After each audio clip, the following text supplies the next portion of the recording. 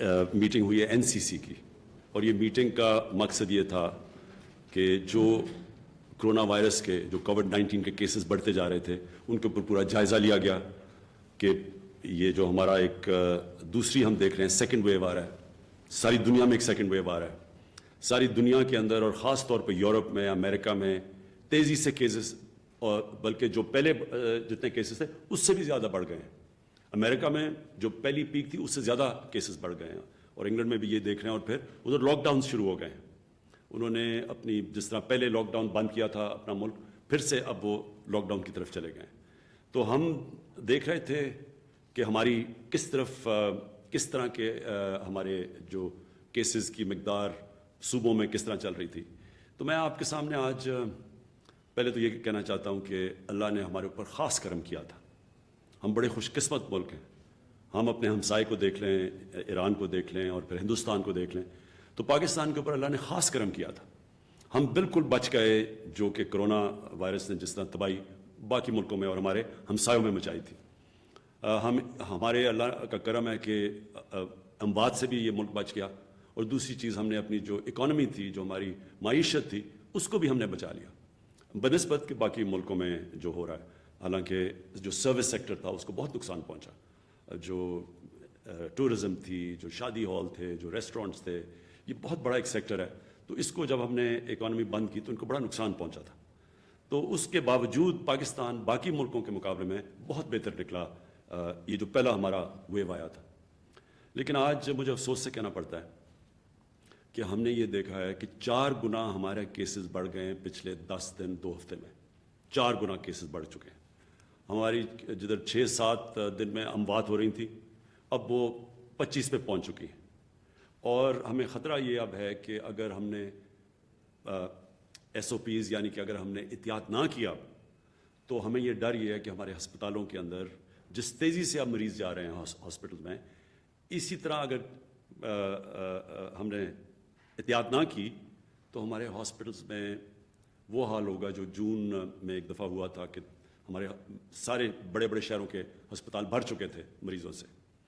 اور خدا نہ خواستہ اس سے بھی نہ بگڑ جائے حالات, کیونکہ دنیا میں ہم دیکھ رہے ہیں کہ یہ پہلے سے بھی زیادہ تیزی سے پھیلی ہے. یہ کہتے ہیں کہ یہ جو وائرس ہے یہ میوٹیٹ کر گئی ہے, یعنی یہ اور تھوڑی سی چینج ہوئی ہے اور زیادہ تیزی سے پھیل رہی ہے. تو اس لیے ہمیں آج جدھر ہم بیٹھے ہیں, میں اپنی ساری قوم سے اب کہتا ہوں کہ یہ ہے ٹائم احتیاط کرنے کا. ادھر اگر ہم احتیاط کر گئے تو ہم اس کو روک سکیں گے, سلو کر سکیں گے. جس طرح پہلے آپ سب نے مل کے, ساری قوم نے مل کے جیسے ہم نے احتیاط کی تھی پہلے اور ہم بچ گئے, اسی طرح اب بھی وہ ٹائم آ گیا.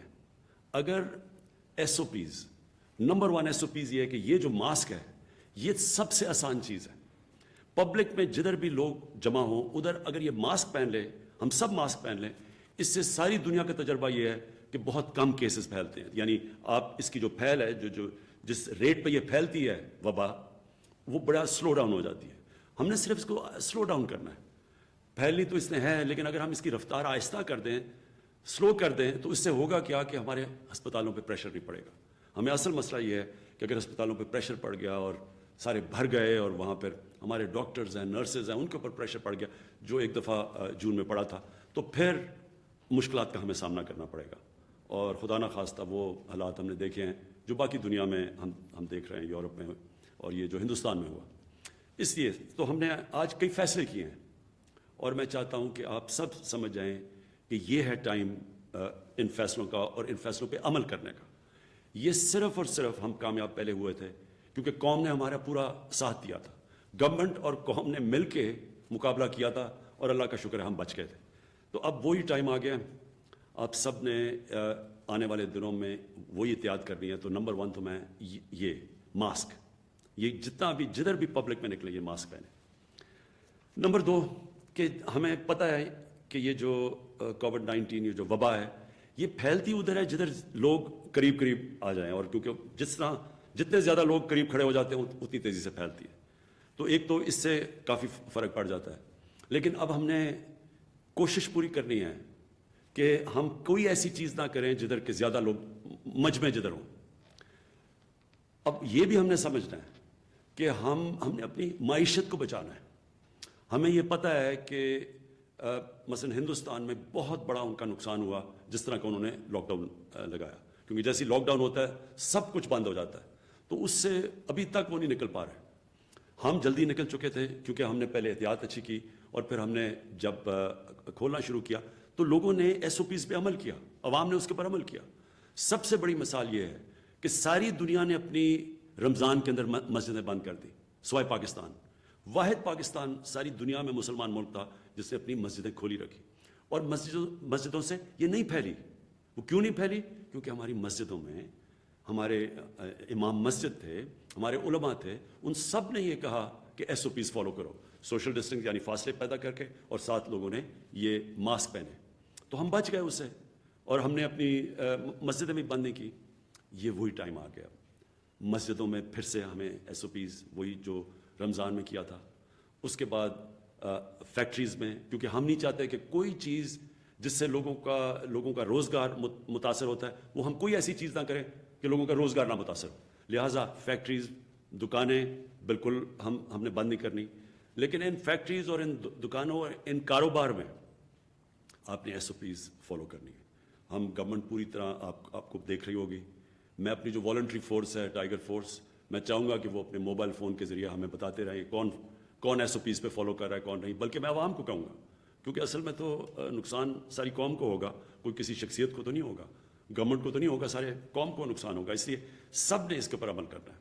دوسری چیز ہم نے یہ فیصلہ کیا کہ جو جلسے ہیں, ہمارا جلسہ تھا اگلے اس سیٹرڈے کو, تو ہم نے یہ فیصلہ کیا ہے کہ کوئی ایسی چیز جس سے روزگار لوگوں کو نہیں ملتا, جس سے کاروبار متاثر نہیں ہوتا, ہر وہ چیز ہم نے بند کرنی ہے.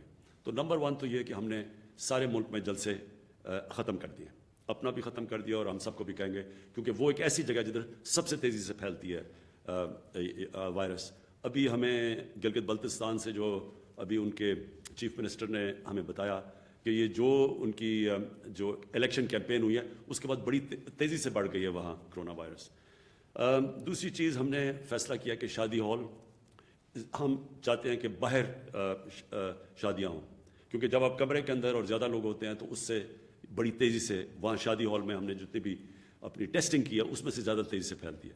اور جو بھی گیدرنگ ہوگی 300 سے زیادہ لوگ اس گیدرنگ پہ نہیں ہوں گے, سب ماسک پہنیں گے ان گیدرنگز پہ, اور اپنا سوشل ڈسٹینس رکھیں گے. یہ آج سے ہم نے فیصلہ کیا ہے کسی قسم کی گیدرنگ میں 300 سے زیادہ لوگ نہیں ہونے چاہیے.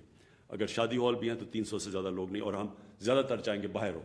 ریسٹورنٹس کے اندر اس وقت ہم بند نہیں کر رہے ریسٹورنٹس, باہر ریسٹورنٹس میں چل سکتے ہیں, یا جو ہمارے یہ ٹرک ریسٹورنٹس ہیں یا جو عام ڈھابے جو ہوتے ہیں اس میں تو باہر لوگ بیٹھتے ہیں, وہ تو ٹھیک ہے, لیکن جب بند ہو تو اس کے اندر اس وقت ہم فاصلے چاہ رہے ہیں سب کریں تاکہ قریب نہ آئیں اور وہاں سے ریسٹورنٹ سے یہ وبا نہ پھیلے.